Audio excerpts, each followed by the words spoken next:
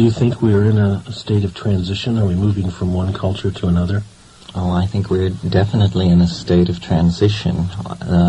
This is the chaos at the end of history. However, it's probably nothing to be alarmed about. I imagine it's simply the normal situation that prevails when a species is preparing to depart for the stars. You think we're preparing to depart for the stars? Well, on the scale of 100 or 1,000 years, I think it's an unavoidable conclusion. And that span of time in geological terms is hardly the wink of an eye. In fact, all of human history, from that perspective, appears as a preparation for human transcendence of the planetary existence. Do we want to get away from the planet? Well, I think you have to take the view that certainly the planet is the cradle of mankind, but inevitably one cannot remain in the cradle forever. The human imagination, in conjunction with technology, has become a force so potent that it really can no longer be unleashed on the surface of the planet with safety. The human imagination has gained such an immense power that the only environment that is friendly to it is actually the vacuum of deep space. It is there that we can erect the architectonic dreams that drive us to produce a Los Angeles or a Tokyo, and do it on a scale and in such a way that it will be fulfilling rather than degrading. So yes, I think we cannot move forward in understanding without accepting as a consequence of that we have to leave the planet, that we are no longer the bipedal monkeys we once were. We have become almost a new force in nature, a thing of language and cybernetics and an amalgam of computers and human brains and societal structures that has such an enormous forward momentum that the only place where it can express itself without destroying itself is, as James Joyce says, up in the ant. So long ago in a faraway galaxy, Star Wars style may be in our future? Well, as opposed to our past? It's in our present, I think. Our future is probably almost unimaginable, because I think the transformation that leaving the planet will bring will also involve a transformation of our consciousness. We are not going as 1950-style human beings. We are going to have to transform our minds before we are going to be able to leave the planet with any amount of grace. This is where I think the psychedelics come in, because they are anticipations of the future. They seem to channel information that is not strictly governed by the laws of normal causality, so that there really is a prophetic dimension, a glimpse of the potential of the far centuries of the future through these compounds. And no cultural shift of this magnitude can be unambiguous. I mean, the very idea that as a species we would leave the earth behind us must be as rending an idea as that a child would leave its childhood home. Obviously, it's a turning away from something that once left behind can never be recaptured. However, this is the nature of going forward into being, a series of self-transforming ascents of level, and we now simply happen to be at that moment of ascent to a new level that is linked to leaving the planetary surface physically and to reconnecting with the contents of the unconscious collectivity of our minds. These two things will be done simultaneously. This is what the last half of the 20th century, it seems to me, is all about. Well, by and large, psychedelics have really not been accepted into the mainstream. Do you see a change in that? Well, not particularly. They hold a certain fascination for a persistent majority, and in that way they do their catalytic work upon society, which is to introduce new ideas and to release a certain kind of creative energy into society. I certainly would not like to see a return to the psychedelic hysterias of the 1960s. I think it's fine that these things are now the subject of interest of a much smaller group of people, but perhaps a group of people with a greater commitment and a better idea of exactly what these things are. And it's really the same people. It's just a smaller group of them, and they have accumulated experience over the past 20 years.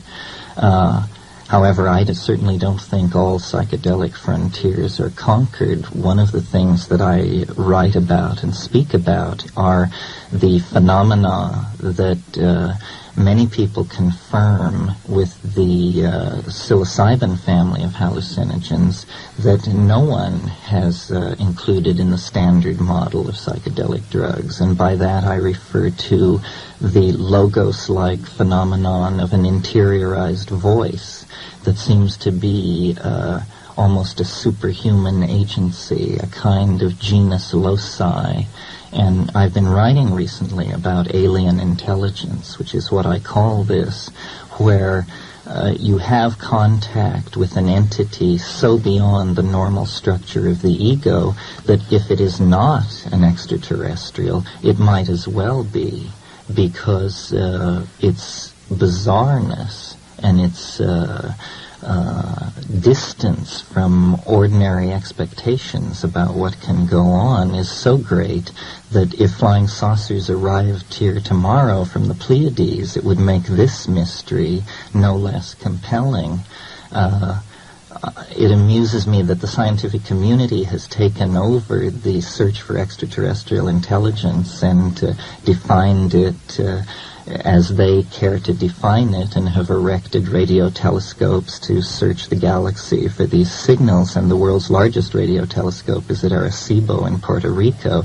And within the shadow of that installation, mushrooms grow in the fields, and the cows munch quietly in the sunshine.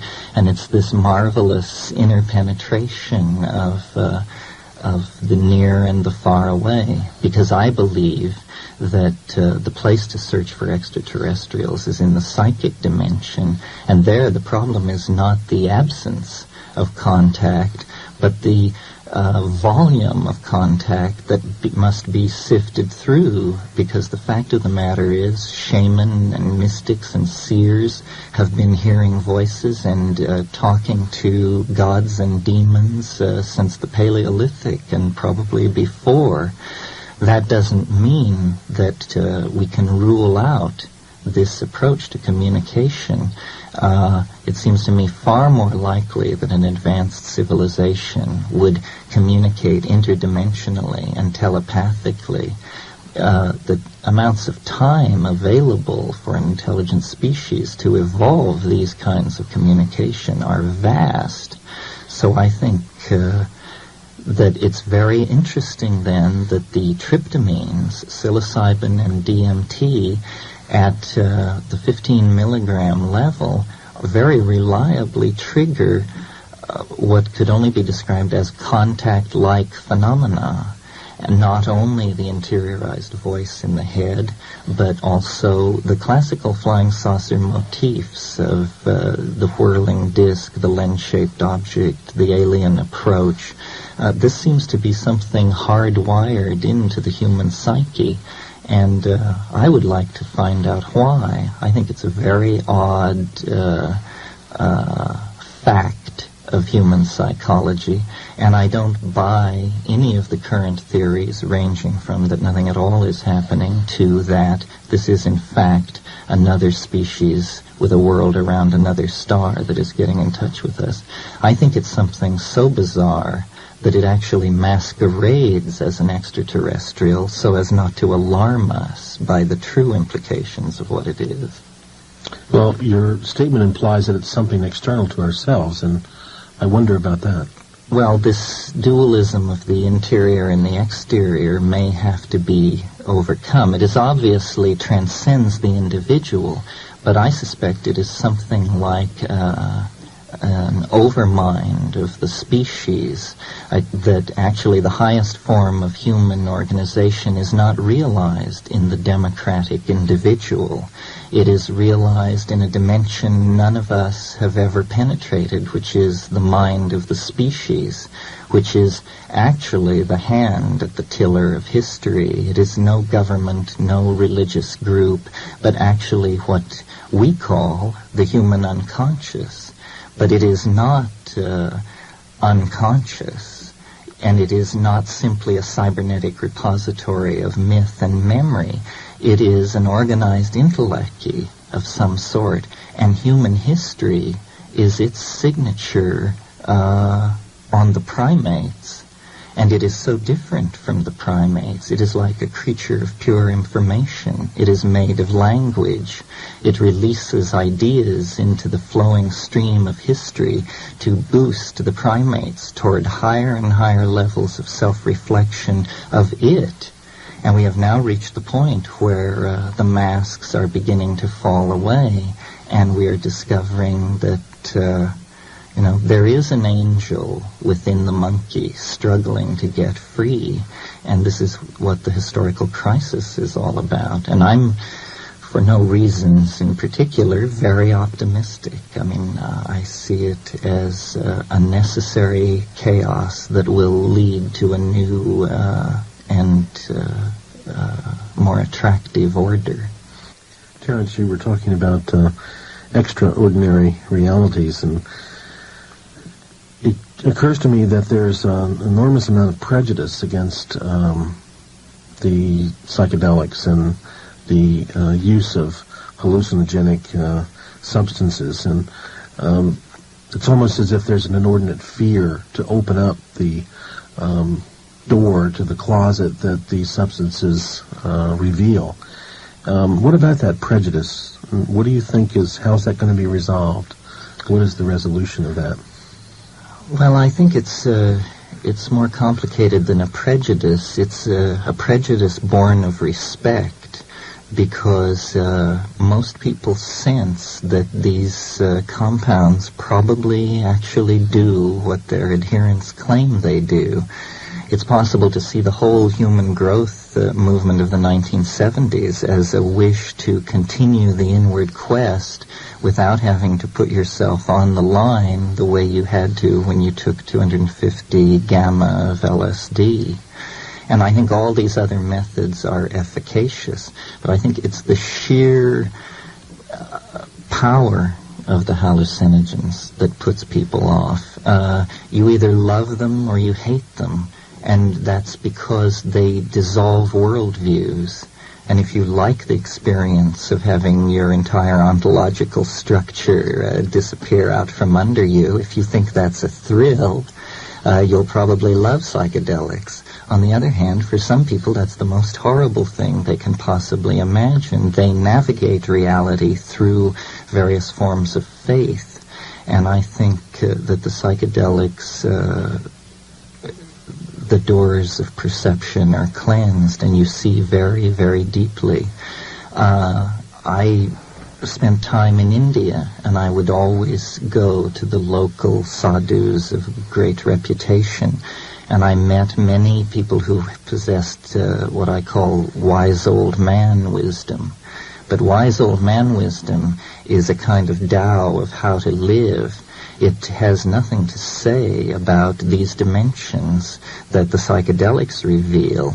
And for that you have to go to places where hallucinogenic shamanism is practiced, specifically the Amazon basin.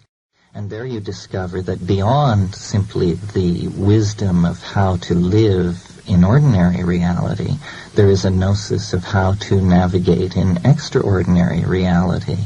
And this reality is so extraordinary that we cannot approach what these people are doing with any degree of smugness, because the frank fact of the matter is we have no viable theory of what mind is either. The beliefs of a Witoto shaman and the beliefs of a Princeton phenomenologist have an equal chance of being correct, and there are no arbiters of who is right. So it's the power of these things, the fact that here is something we have not assimilated. We have been to the moon, we have charted the depths of the ocean, the heart of the atom, but we have a fear of looking inward to ourselves because we sense that here is where all the contradictions flow together. And the same prejudice against psychoanalysis that characterized the 20s and 30s when it was thought to be superfluous or some kind of fad attends the psychedelics now. It's because it touches a very sensitive nerve. It touches the issue of the nature of man. And people are uncomfortable with this, or some people are uncomfortable with this. What is the value of exploring the extraordinary realities? Well, I guess it's the same value that attends the exploration of ordinary realities. There's an alchemical saying that one should read the oldest books, climb the highest mountains, and visit the broadest deserts. I think that being imposes some kind of obligation to find out what's going on.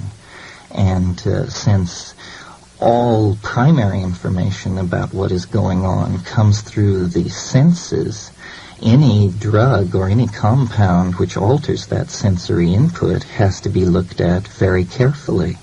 I've often made the point that chemically speaking, you can have a molecule which is completely inactive as a psychedelic, and you move a single atom on one of its rings, and suddenly it's a powerful psychedelic.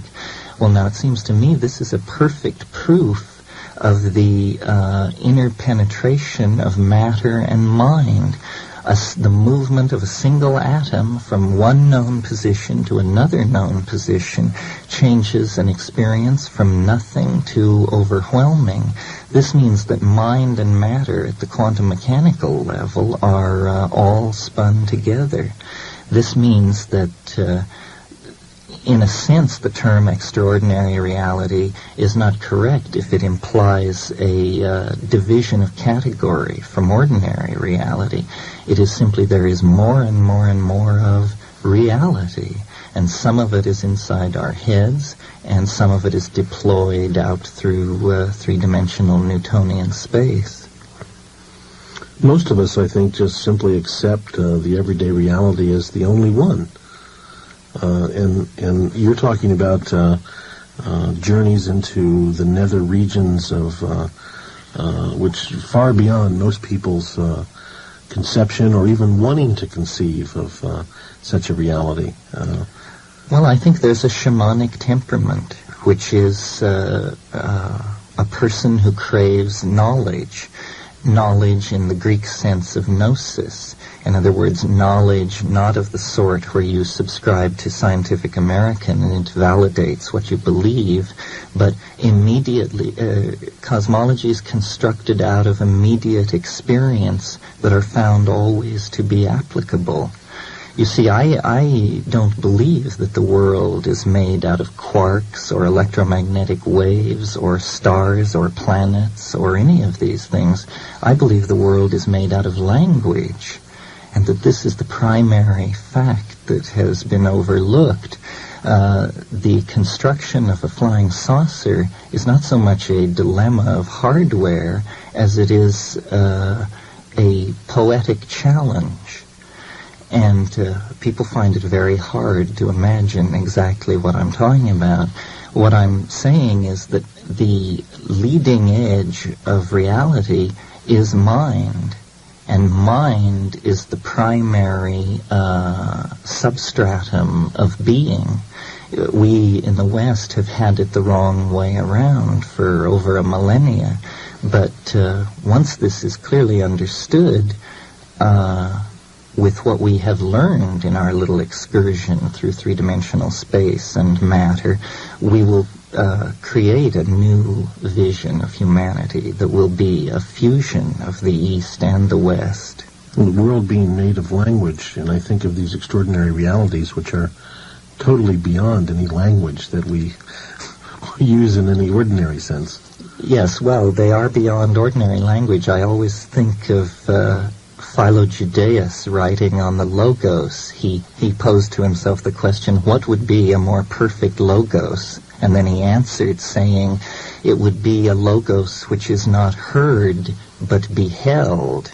And he imagined a form of communication where the ears would not be the primary receptors, but the eyes would be. A language where meaning was not constructed through a dictionary of little mouth noises, but actually three-dimensional objects were generated with a kind of hyperlanguage so that there was perfect understanding between people. And this may sound bizarre in ordinary reality, but these forms of synesthesia and synesthesic glossolalia are commonplace in psychedelic states. Terence, could you identify Philos for us and tell us who he was? He was an Alexandrine Jew of the 2nd century who made it his business to travel around the Hellenic world and discussed all the major cults and religious and cosmogonic theories of his day. So he's a major source of Hellenistic data for us. How would you relate to Socrates' view of the world? Well, I think that it's hard not to be a Platonist, but it's something perhaps we should struggle against, or at least struggle to modify. I think of myself as sort of a Whiteheadian Platonist. Certainly the central Platonic idea, which is the idea of the ideas, these archetypal forms which stand outside of time, is one which is confirmed by the psychedelic experience. And Plato's formulation of time as the moving image of eternity is another one of these aphorisms that the psychedelic state confirms. And certainly Neoplatonism, Plotinus and Porphyry and that school are psychedelic philosophers. Their idea of an ascending hierarchy of more and more rarefied states is a sophisticated presentation of the shamanic cosmology, which is the cosmology that one experientially discovers when they involve themselves with psychedelics. What I think most of us don't understand or don't really know is the fact that Greek culture and the Eleusinian mysteries incorporated the use of something that very akin to psychedelics.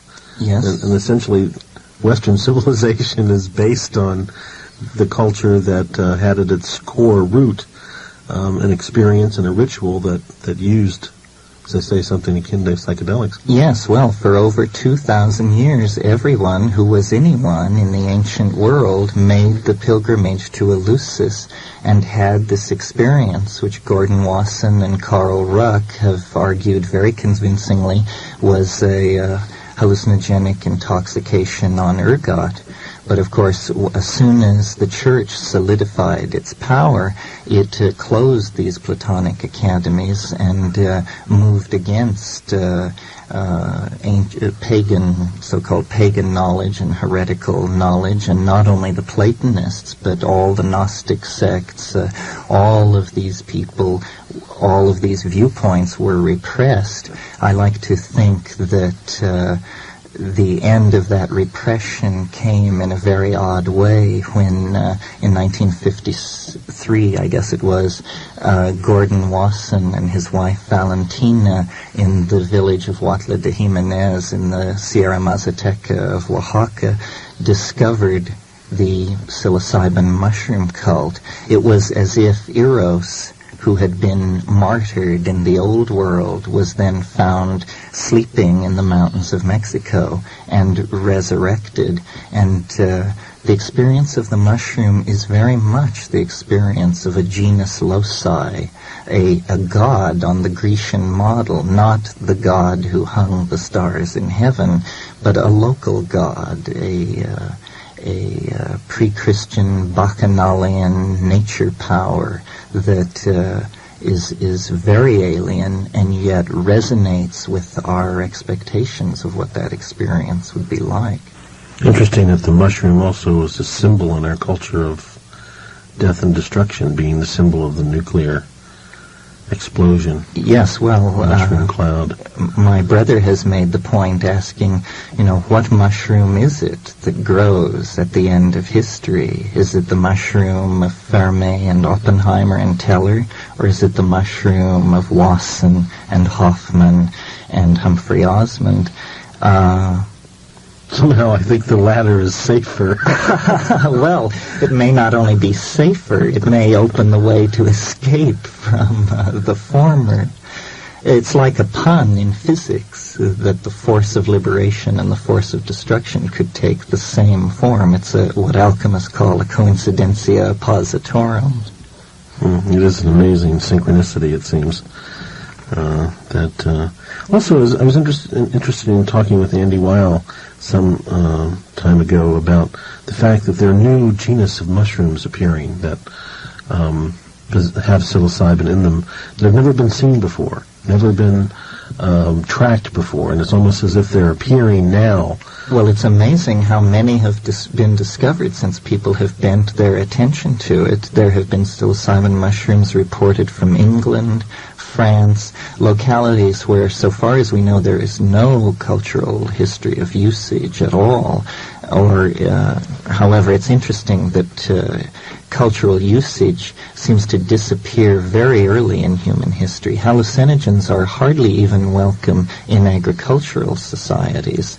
I think it was Weston LeBar made the point that once you learn how to grow plants, your god shifts from the ecstatic god of the hallucinogens to the corn god or the food god, and it no longer is about divining the hunt and weather through the ecstatic use of hallucinogens. It's about being able to get up every morning and go to work and hoe the crop. So you mentioned earlier the prejudice against hallucinogens. I think it reaches back to the beginning of agriculture. This competition among plant gods, which exemplified lifestyles that must have seemed very alien to each other. Is psilocybin illegal? Oh yes, it's a Schedule I drug. Without any public debate, it was placed on the list at the same time that LSD was, and yet the issue was always couched in terms of LSD being made illegal, but actually at that point in time a whole bunch of things were made illegal, and there was never any public debate. All psychedelics were viewed as the same drug, and LSD was used as the model.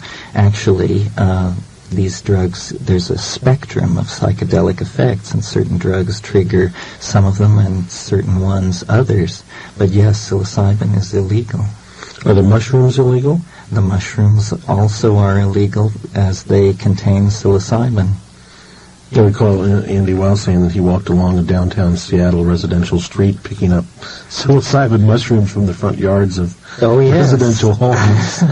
Well, and English law took the view that it was preposterous to try and outlaw a naturally occurring plant, and they took the position that only the chemical was illegal, which I think is a very wise position. But I noticed that Canada recently chose the American interpretation over the British one. Interesting.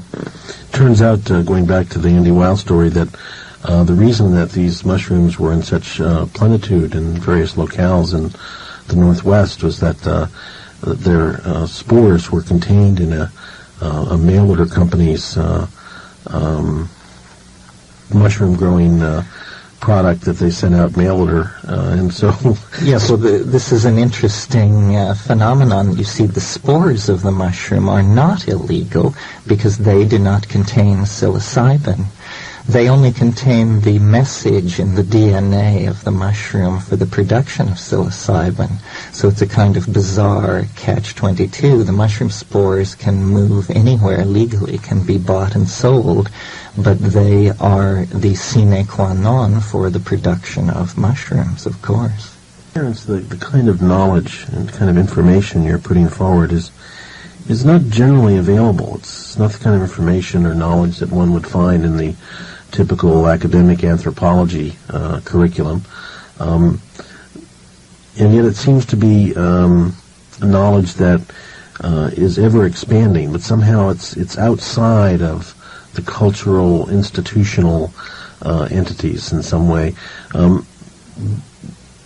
Number one, why do you think that's the case? Of course, there's a logical answer to that one, but what do you see as the future of this kind of information, this kind of knowledge?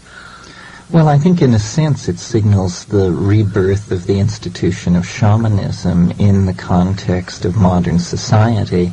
And anthropologists have always made the point about shaman that they were very important social catalysts in their group, but they were always peripheral to it, peripheral to the political power, and actually usually physically peripheral, living at some distance from the village.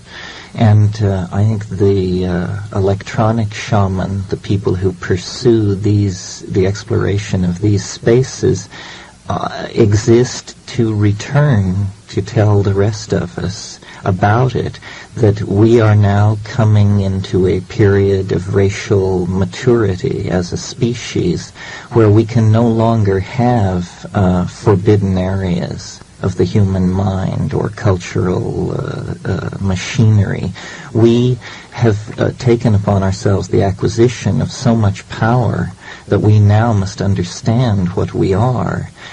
We cannot travel much further with the definitions of man that we inherit from the Judeo-Christian tradition. We need to truly explore the problem of consciousness, because as man gains power, he is becoming the defining fact on the planet in the near space area. So the question that looms is man good?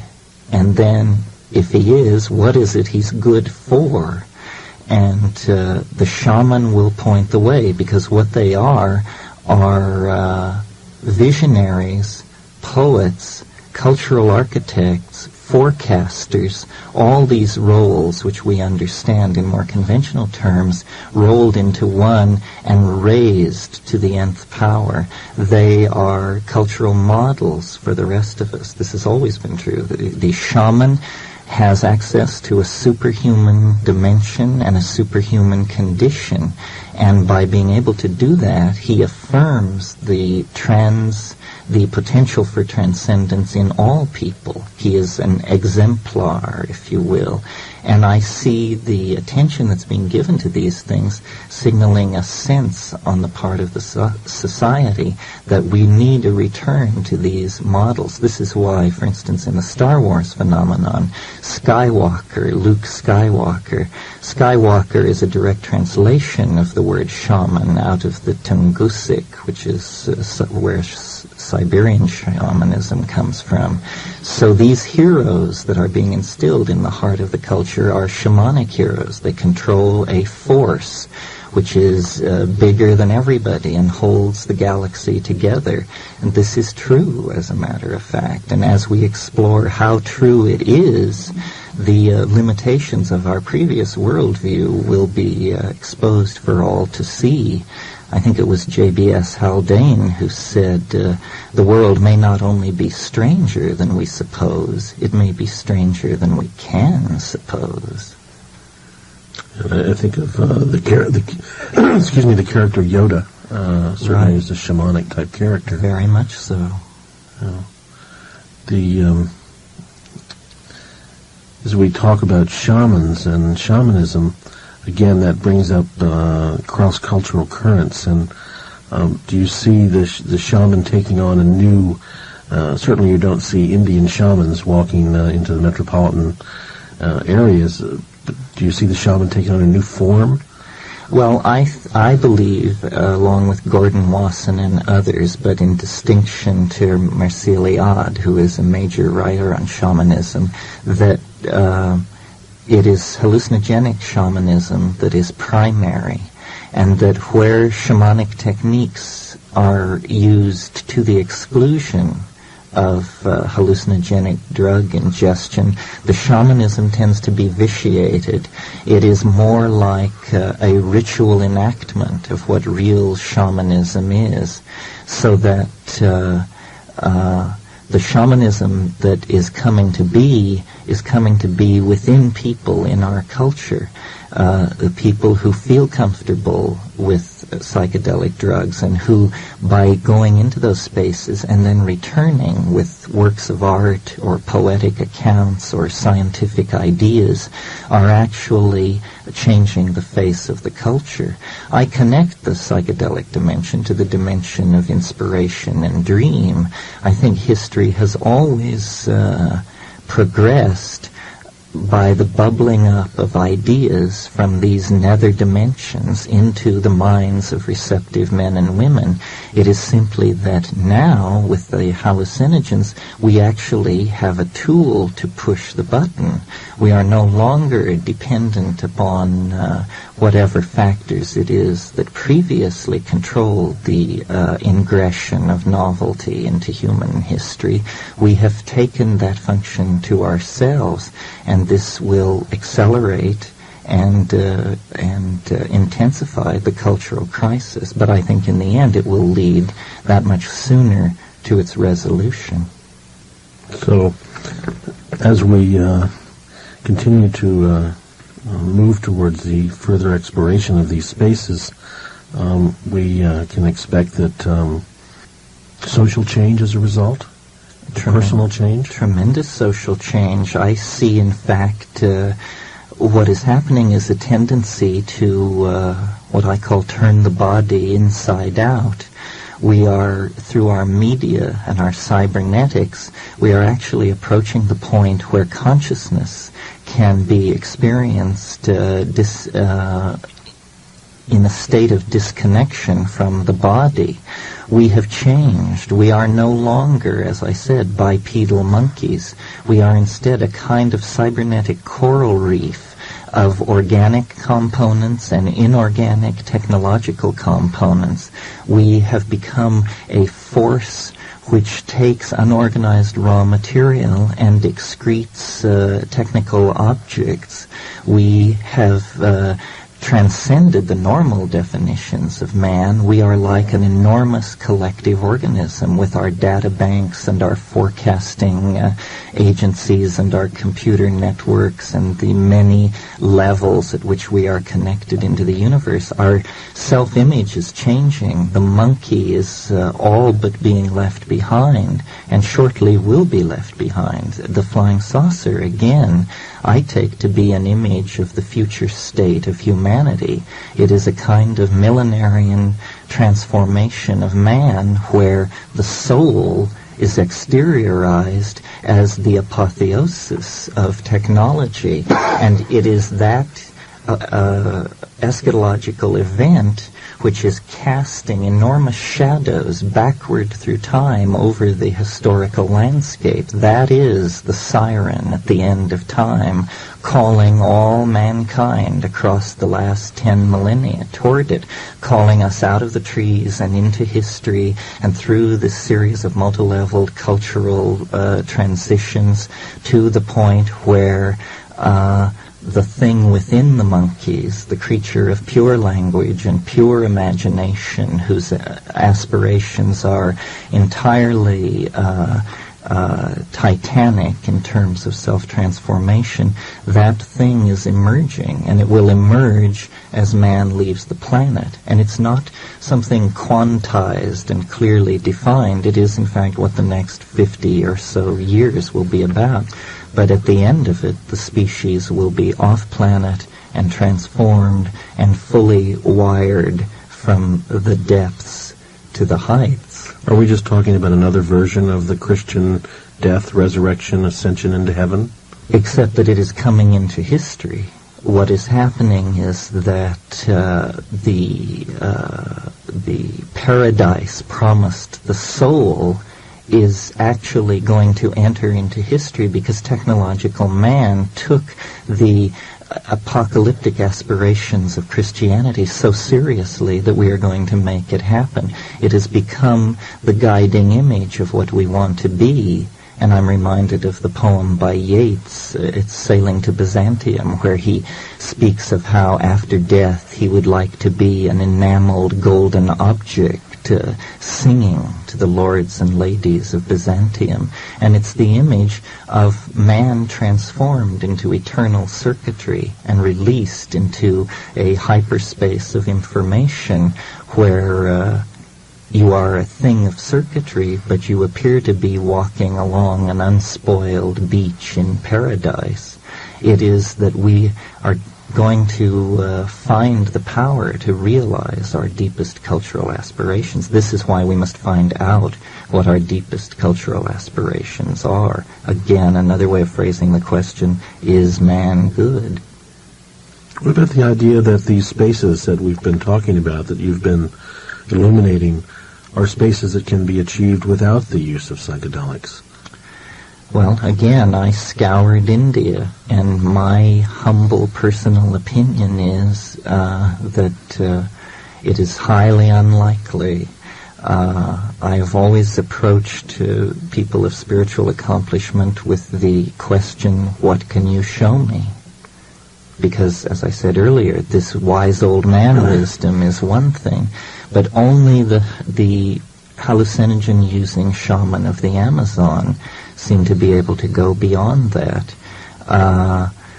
There may be techniques for doing this, but the efficacy and the dependability of the hallucinogens seems to me to make them the obvious choice. It would only be a series of cultural conventions that would cause one to want to engineer around that. It is the obvious path to transcendence. People must face the fact that at one level we are chemical machines. That doesn't mean we are that at every level, but it does mean that that is a level where we can intervene to change the pictures that are coming in and going out at higher levels.